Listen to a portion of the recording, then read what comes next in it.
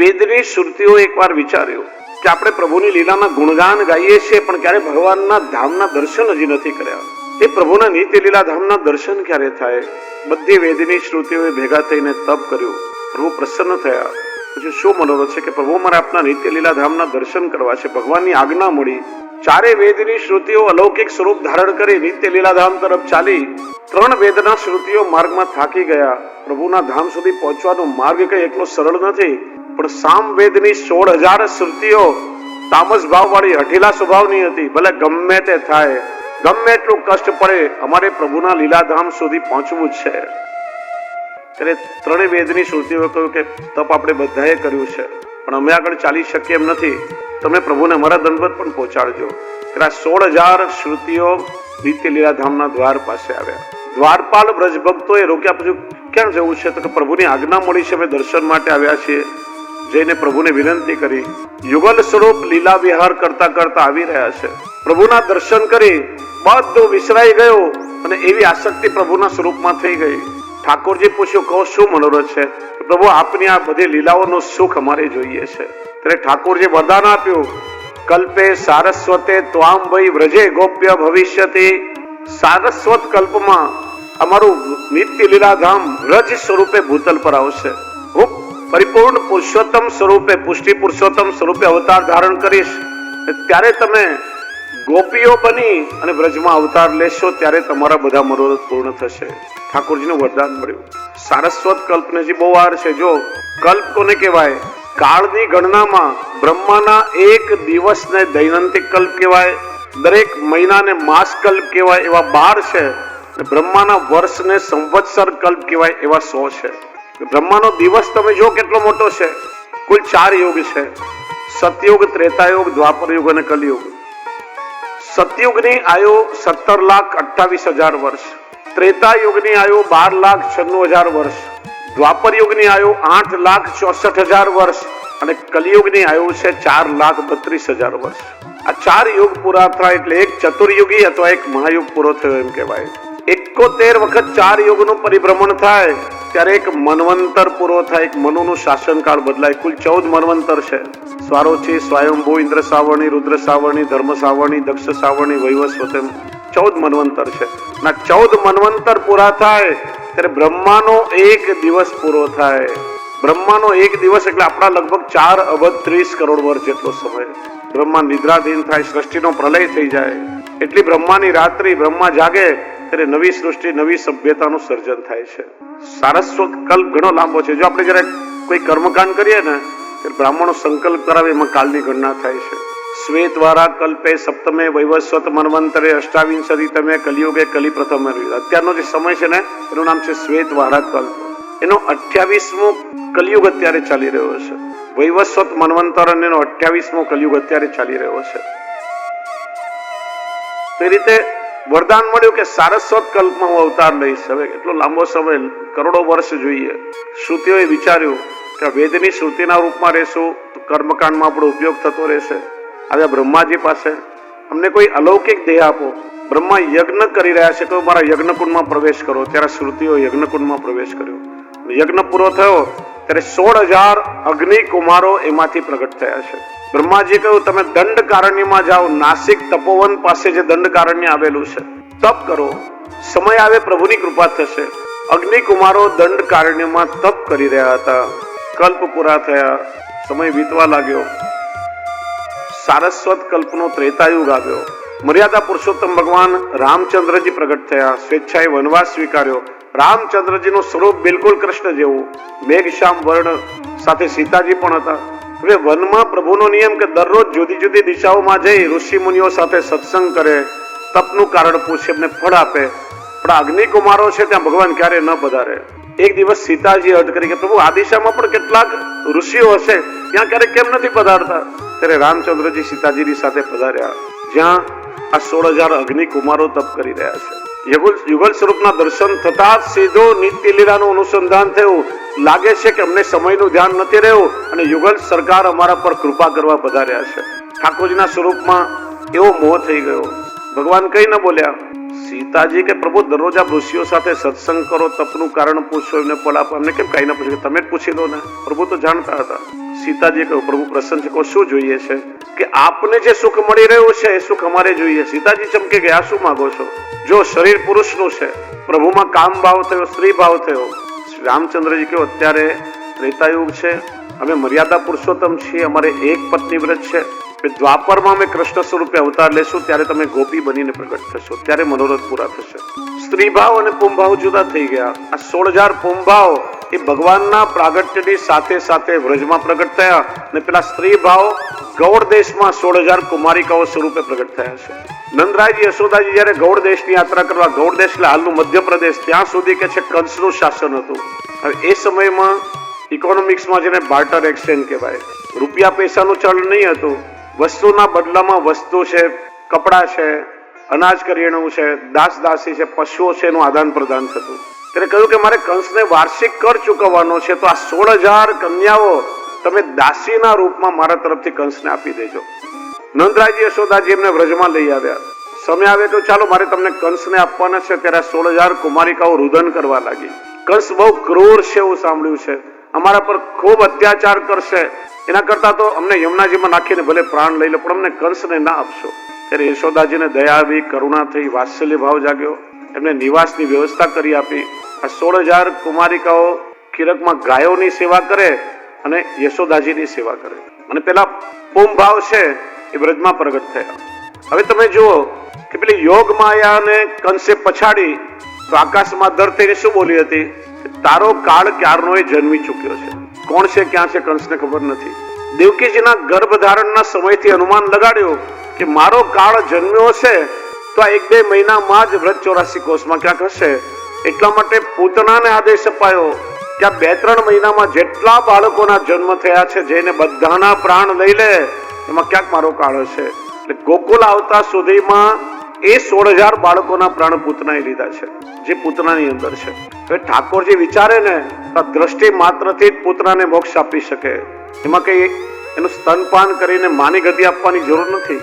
ઠાકોરજી જયારે પૂતનાનું સ્તનપાન કર્યું, પૂતનાના પ્રાણ પીધા, એની સાથે એ જે 16,000 બાળકોના પ્રાણ પૂતનામાં છે એ ઠાકોરજીને પોતાની અંદર સ્થાપિત કરી એમને સાયુજ્ય મુક્તિ આપી છે.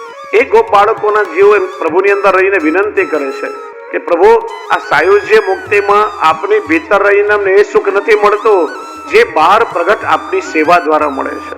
પ્રભુ આપની ચરણ અહીંયા તો અમને મળતી નથી, આપની ચરણ રજ અમને ક્યારે મળશે? એમનો મનોરથ પૂરો કરવા માટે ઠાકોરજીએ પોતાની ચરણ રજ લઈને મુખમાં પધરાવી છે અને એમનો ઉદ્ધાર કર્યો છે. ભગવાને માટી ખાધી નથી પણ માટી ખવડાવી છે અને એમનો ઉદ્ધાર કર્યો. અને જયારે ચીરહરણ લીલા કરી ત્યારે દરેક ગોપીને વસ્ત્ર આપતી વખતે એ જે પુંભાવ હતા એ વસ્ત્રની સાથે એમને આપ્યા. સ્ત્રી ભાવ પુંભાવ એક થતા ગોપીઓ પરિપૂર્ણ થઈ છે. સ્ત્રી હોય કે પુરુષ, બંનેની અંદર બંને પ્રકારના ભાવ હોય ત્યારે પરિપૂર્ણ કહેવાય છે. એટલા માટે ત્યાર પછી રાસ થયો છે. દરેક લીલાઓને સમન્વય છે. ભગવાને માટી ખાધી નથી, ખવડાવી છે. યશોદાજી કહે છે કનૈયા તારું મોઢું ખોલીને બતાવો, હમણાં ખબર પડી જશે. જ્યાં ઠાકોરજીએ પોતાનું મુખારવિંદ ખોલ્યું, મૈયાને બ્રહ્માંડનું દર્શન થયું, બ્રહ્માંડ ગાઢ દેખાયો. માએ પોતાને ઉભેલું જોયું, આખું બ્રહ્માંડ પ્રભુના મુખારવિંદની અંદર સમાઈ રહ્યું છે. મૈયા થરથર ધ્રુજવા લાગી ભયથી. શું અમારો લાલો નથી? આ ભગવાન છે ના? જો ભગવાન છે, બ્રહ્મ છે, તો અત્યાર સુધી અજાણતા મારાથી કેવા કેવા અપરાધ થયા છે. મારી પાસે માખણ માંગતા હું એને વઢી છું, કેટલીય વાર મેં એની અવજ્ઞા કરી છે. શું મારાથી આવા અપરાધ થયા? મૈયા પ્રભુના ચરણમાં પડી, મને ક્ષમા કરો, મને ક્ષમા કરો, મને ક્ષમા કરો. ભગવાન કે આ તો બધી ગડબડ થઈ ગઈ. આ જો મારી માં મટી અને મારી ભક્ત બની જશે તો મને પૂજવા વાળા જગતમાં કેટલાય લોકો છે, પણ મને પ્રેમ કરવા વાળા ક્યાં?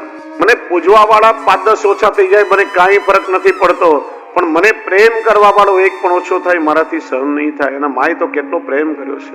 આ જો મારી માં મટીને મારી ભક્ત બની જશે તો પછી આવો પ્રેમ ક્યાં મળશે? એમ વિચારી અને શ્રી કૃષ્ણએ યશોદાજીમાં વૈષ્ણવી માયાનું આવરણ મૂક્યું અને જે કઈ જોયું હતું એ સ્વપ્ન માની અને મૈયા ભૂલી ગઈ અને પહેલાની જેમ લાલાને પ્રેમ કરવા લાગી છે. શ્રી મહાપ્રભુજી આ લીલાનું કારણ બતાવે છે. સેવાયામ લૌકિક જ્ઞાન ભાવ નિવારણાર્થમ વિશ્વરૂપ દર્શનમ. સેવામાં લૌકિક ભાવ ના આવે એટલા માટે પ્રભુએ આ વિશ્વરૂપ દર્શન કરાવ્યું. આપણે ઘરમાં જેની સેવા કરી રહ્યા છીએ વૈષ્ણવ, એમાં ક્યારે લૌકિક બુદ્ધિ ન રાખશો. એટલા માટે શ્રી મહાપ્રભુજી કહે છે કે પ્રભુમાં લૌકિક બુદ્ધિ ન રાખો, ઠાકોરજી અલૌકિક છે. એ અલૌકિક ભાવથી સેવા કરવી જોઈએ.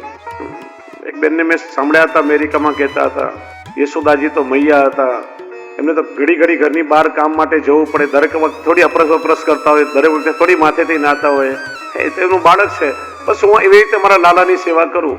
યશોદાજીની વાત જુદી હતી, આપણી વસ્તુ જુદી છે. આપણો દેહ લૌકિક દેહ છે અને લૌકિક ભાવથી ક્યારે પ્રભુને ના ભજવું. હું વારંવાર કહું છું કે પુષ્ટિ માર્ગનો પાયો એ દાસ ભાવ છે. દાસ ભાવની પ્રધાનતા છે. દાસ ભાવમાં જીવ ઠાકોરજીના શ્રમને સુખનો વિચાર કરી શકે અને દાસ ભાવમાં જ્યારે સ્થિરતા આવી જાય પછી ઠાકોરજી કૃપા કરી વાત્સલ્ય ભાવ, શક્ય ભાવ કે માધુર્ય ભાવનું દાન કરે છે અને એમાં આપણો નિરોધ થાય છે. એ આપણા હાથમાં નથી. હંમેશા દાસ ભાવથી પ્રભુને ભજવું જોઈએ. તો એ રીતે લૌકિક ભાવને દૂર કરવા માટે ઠાકોરજી આ લીલા કરી છે. આગળ સુખદેવજી દામોદર લીલાનું વર્ણન કરે છે. સંસારમાં જેટલા જીવો છે કોઈને બંધાવવું ગમતું નથી, બધાને મુક્ત થવું છે, પણ પ્રભુનો સ્વભાવ કેવો છે, એમને બંધાવવું છે પણ આજે કોઈ એમને બાંધવા વાળું નથી. ભગવાન કહે છે કે હું મારી જાત સોંપી દેવા તૈયાર છું. છે કોઈ એવી દોરી જે મને બાંધી શકે? જો એટલા માટે ભગવાનના પૂર્ણાવતારોનું પ્રાગટ્ય 12 વાગે થયું છે. મર્યાદા પુરુષોત્તમ રામચંદ્રજી બપોરે 12 વાગે અને ભગવાન શ્રી કૃષ્ણ રાત્રે 12 વાગે. પ્રશ્ન થાય કે ભગવાનને પ્રગટ થવો હતો તો 12 વાગ્યાનો સમય કેમ પસંદ કર્યો? બીજી કોઈ સંખ્યા કેમ નહીં? 9 નો અંક પૂર્ણાંક છે, 11 નો અંક શુભાંક છે, એવું કોઈને 12 વાગ્યાનો સમય કેમ પસંદ કર્યો? તો 12 વાગે તમે ઘડિયાળમાં જુઓ કે જુદી જુદી ગતિઓથી ચાલવા વાળા 2 કાંટા ભેગા થઈ જાય છે. મોટો કાંટો એ બ્રહ્મ છે અને નાનો કાંટો એ જીવ છે. જીવ અને બ્રહ્મના મિલન માટે ભગવાનના પૂર્ણાવતારો 12 વાગે પ્રગટ થયા છે. જે ભગવાન કોઈથી બંધાતા નથી, સ્વતંત્ર છે, એક દિવસ મૈયાની દોરીથી બંધાયા છે અને એ જ નિરૂપણ 9 થી 11 અધ્યાયમાં કર્યું છે. સુખદેવજી કહે છે, એકદા ગૃહદાસીસો યશોદાનંદ ગેહિની કર્માંતર નિયુક્તાસો નિર્મમંથ સ્વયં દધી. એકદા, એક દિવસ. ભાગવતજીમાં દિવસ નથી બતાવ્યો, પણ પદ્મ પુરાણમાં ઉલ્લેખ છે દિવસ હતો માગસર સુદ પાંચમ. પણ ભાગવતજીમાં કહ્યું એકદા. શ્રી મહાપ્રભુજી આજ્ઞા કરે, એકદા, એક દિવસ તમારા જીવનમાં તમારી સાથે પણ આ ઘટના ગમે ત્યારે ઘટી શકે. જે દિવસે સંસારની આસક્તિ છૂટે, જે દિવસે મન પ્રભુમય બને, જે દિવસે સર્વસ્વ ઠાકોરજી ઉપર નોછાવર કરવાની ઈચ્છા થાય, એ દિવસે તમારી પ્રેમની દોરીથી પણ ઠાકોરજી ચોક્કસ બંધાય. એક દિવસ માં વિચારે છે, દાસ દાસીઓ મારા લાલાની સેવા કરે છે, પણ આજે હું મારા લાલાની સેવા કરું. સેવકોને બીજી સેવા સોંપી મૈયા પોતે દધી મંથન કરવા બેઠી છે. આજે હું લાલાને માખણ વલોવીને રોગાવું. બાલકૃષ્ણ ત્યાં રમી રહ્યા છે. પ્રભુની બાલ લીલાઓનું દર્શન કરી મૈયાને વાત્સલ્ય ઉભરાવા લાગ્યું. માં પ્રભુને સ્તનપાન કરાવે છે, હાલરડા ગાઈ રહી છે. શ્રી કૃષ્ણને પણ આનંદ આવી રહ્યો છે, માને પણ આનંદ છે. વાસ્તવમાં સેવા એને કહેવાય કે જેમાં પ્રભુને પણ સુખ મળે અને આપણને પણ આનંદ મળે. સેવ્ય અને સેવક બંનેને પરસ્પર આનંદ થાય, એનું નામ સેવા છે. ઘણી વાર કહીએ કે આજે સેવા કરીને મને બહુ આનંદ આવ્યો, પણ મારી સેવાથી મારા ઠાકોરજીને આનંદ આવ્યો કે નહીં એ પણ ક્યારેક પૂછો ઠાકોરજીને. તમારી સેવાથી પ્રભુને પણ સુખ થવું જોઈએ. આપણને ગમે એમ સેવા ન થાય, પ્રભુનું સુખ શેમાં રહેલું છે એ વિચારીને સેવા થાય, એ સાચી સેવા છે. બંનેને આનંદ આવી રહ્યો છે. ત્યાં શું થયું કે પેલા દૂધઘરના ચૂલા પર દૂધની તપેલી મૂકી છે, દૂધ ગરમ થયું ને ઉભરાવા લાગ્યું. ઠાકોરજીને છોડી અને મૈયાનું મન ઉભરાતા દૂધમાં ગયું અને ભૂખ્યા પ્રભુને નીચે મૂકી અને માં દૂધની તપેલી ઉતારવા દોડી અને ઠાકોરજીને ના ગમ્યું. સેવા કોને કહેવાય કે હાથ પગ શરીરની ઇન્દ્રિયોથી આપણે સેવા કરીએ, એ તો ક્રિયા થઈ, પણ મન પૂર્ણ રૂપે ઠાકોરજીમાં એકાગ્ર થાય ત્યારે સેવા ફલાત્મક થાય. શ્રી મહાપ્રભુજી કહે છે, ચેતસ્તત પ્રવણમ સેવા. મનનું પ્રભુ સાથે એકરૂપ થવું, જોડાણ થવું, એનું નામ સેવા છે. પ્રેક્ટિકલી જોઈએ તો સેવા એ પ્રભુને મન સાથે જોડવાની પ્રક્રિયા છે. મન જ્યાં ત્યાં ભટકે તો તમે ક્રિયા કરી રહ્યા છો. ઠાકોરજીને શિંગાર કરાવતા કરાવતા પેલા કુકરની સીટી વાગે ને પ્રભુને મૂકીને દોડ્યા કુકર ઉતારવા, તમે ખાલી ક્રિયા કરી રહ્યા છો. સેવા કરી રહ્યા હોઈએ ને ટેલિફોનની ઘંટડી વાગે અને મન ત્યાં ગયું તો ખાલી વેટ થઈ ગઈ. મન પ્રભુ સાથે લાગેલું હોય ત્યારે સેવા ફલાત્મક બને છે. અને માનું મન ઠાકોરજીને છોડી અને પેલા ઉભરાતા દૂધમાં ગયું ને પ્રભુને ના ગમ્યું. હાથમાં એક લાકડી લીધી ને જેટલા દૂધ દહીંના માટલા હતા ફોડી નાખ્યા અને માએ આવીને જોયું ત્યારે મૈયાને ક્રોધ આવ્યો કે અત્યાર સુધી આ ગોપીઓએ બહુ ફરિયાદ કરી, ક્યારે મેં કઈ ના કહ્યું, બહુ તોફાની થયો છે, આજે ઠીક કરવો જ પડશે એમ વિચારી એ છડીને મૈયાએ હાથમાં લીધી. પ્રભુ ભયભીત થઈને દોડવા લાગ્યા, પાછળ પાછળ માં દોડી રહી છે. દેવોએ વિસ્મિત થયા કે કાળ પણ જેનાથી ભયભીત થઈ જાય એ પ્રભુ મૈયાથી ભયભીત થઈને દોડી રહ્યા છે, હાથમાં નથી આવતા. કૃષ્ણ કહે છે કે મૈયા, મારી પ્રાપ્તિનો ભાવ તો નિસાધન ભાવ છે. જ્યાં સુધી તારા હાથમાં સાધન રૂપી છડી છે ત્યાં સુધી હાથમાં નહીં આવું. માં પરસેવે રેપઝેપ થઈ ગઈ, થાકી હાથમાંથી છડી છૂટી ગઈ, નિસાધન થઈ. ત્યારે પ્રભુ પકડાઈ ગયા. શ્રી મહાપ્રભુજી કહે છે મૈયાએ અપરાધ કર્યો કે ભગવાનને ભૂખ્યા રાખ્યા ને નીચે જમીન પર મૂક્યા. પણ પ્રભુ કૃપાળુ છે. મૈયા જયારે થાકીને પ્રસ્વેત થયો એમાં મૈયાના દોષનું નિવારણ થઈ ગયું છે, પકડાઈ ગયા. માએ ગભરાયેલા બાળકને જોઈ દોરીથી બાંધવાનો વિચાર કર્યો. એક દોરી પડી હતી, બાંધીને ગાંઠ વાળવા જાય, બંધન 2 આંગળ ટૂંકા પડ્યા. બીજી દોરી જોડી, વળી બંધન 2 આંગળ ટૂંકા. ત્રીજી જોડી, ચોથી જોડી, હાથમાં તો આવ્યો પણ બંધાતો નથી. ગોપીઓ પણ હસવા લાગી, માનું મોઢું જોવા જેવું થઈ ગયું. આ 2 આંગળ શું છે? 2 આંગળ છે રજોગુણ અને તમોગુણ. 2 આંગળ એટલે આપણી અહંતા અને મમતા, હું અને મારું. એ જ્યાં સુધી છે ત્યાં સુધી ઠાકોરજી બંધાશે નહીં પ્રેમની દોરીથી. આ દામોદર લીલા છે. વાછરડાને બાંધવાનું એક દામણું ત્યાં પડ્યું હતું, એ મૈયાએ જોડ્યું અને પ્રભુ કે માં, હું મારી ગાયોથી તો સદાય બંધાયેલો છું. પ્રભુ બંધાઈ ગયા છે. એક છેડાથી ઠાકોરજીને બાંધ્યા, બીજા છેડાથી ત્યાં એક ઉખલ એટલે ખાણીઓ પડ્યો હતો એની સાથે બાંધ્યો. હવે ઉખલ બંધન લીલા શરૂ થઈ. બાંધીને મૈયા અંદર ગઈ. ધીરે ધીરે પ્રભુ પેલા ઉખલને ખેંચતા ખેંચતા આંગણામાં આવ્યા.